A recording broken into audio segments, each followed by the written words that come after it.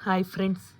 'తాయిక్కెళ్ళావ్' something ఆ పేరు పలకడం రావటం లేదులెండి. రాధిక గారిది కొత్త మూవీ అంటే రీసెంట్‌గా ఏం రిలీజ్ అవ్వలే కొన్ని రోజులయింది. మంచిగా హిట్ కూడా అయిందనమాట. ఎంత బాగా అనిపించిందంటే ఆ మూవీ చూసినప్పుడు చాలా చాలా బావుంది. ఖచ్చితంగా ప్రతి ఒక్కళ్ళు చూడాల్సిన మూవీ అనమాట.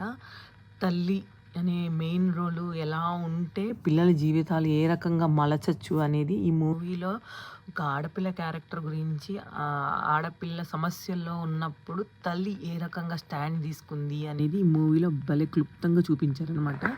అంటే చిన్న వయసులో పెళ్ళిళ్ళు చేసేసిన తర్వాత పిల్లల్ని వాళ్ళు కొంచెం కొంత వయసొచ్చి కొన్ని కొన్ని రోజులు అయిన తర్వాత ఏదైనా డిస్టర్బెన్స్ వస్తే తల్లి ఏ రకంగా స్టాండ్ తీసుకున్నది అనేది సినిమాలో బాగా చూపించారు.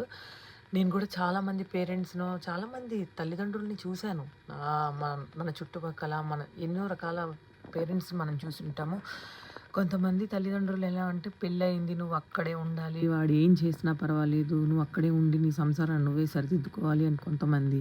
కొంతమంది మీకు కట్నం ఇచ్చి పెళ్లి చేశాము. నువ్వెందుకు ఉండలేవు అక్కడే ఉండు అని కొంతమంది. కొంతమంది వదిలేస్తే వదిలేసే నీ ఇష్టం అనేవాళ్ళు కొంతమంది.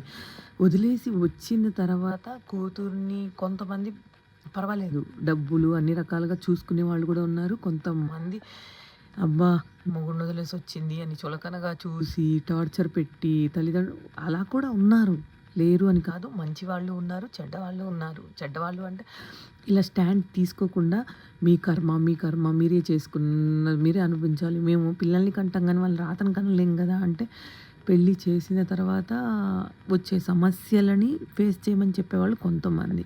కానీ కూతుర్ని ఏ రకంగా ధైర్యంగా గైడ్ చేసి, నిలబడి మేమున్నామనే సపోర్ట్ ఇచ్చి, మన పిల్లల్ని ఏ రకంగా ఒక మంచి మార్గంలో నడిపించాలి అనేది మూవీలో చూపించారనమాట. కూతురిని అది ఏదైతే ఉందో అంటే నేను చాలా మందిని చూశాను.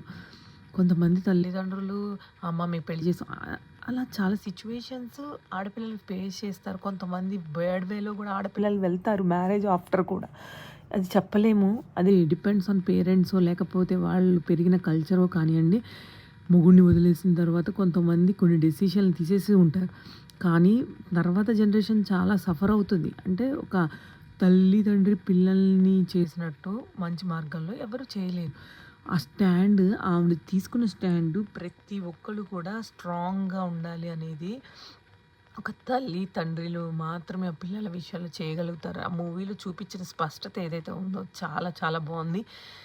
ఎవరైతే తల్లిదండ్రులు చేసిన తప్పుల్ని పిల్లలంటారో, పిల్లలు చేసిన తప్పుల్ని తల్లిదండ్రులు సరిచేస్తూ వాళ్ళని మంచి మార్గంలో నిలబెట్టాలి అనేది ఈ మూవీ ఉద్దేశం అనిపిస్తదనమాట. కానీ చాలా చాలా బావుంది. ఖచ్చితంగా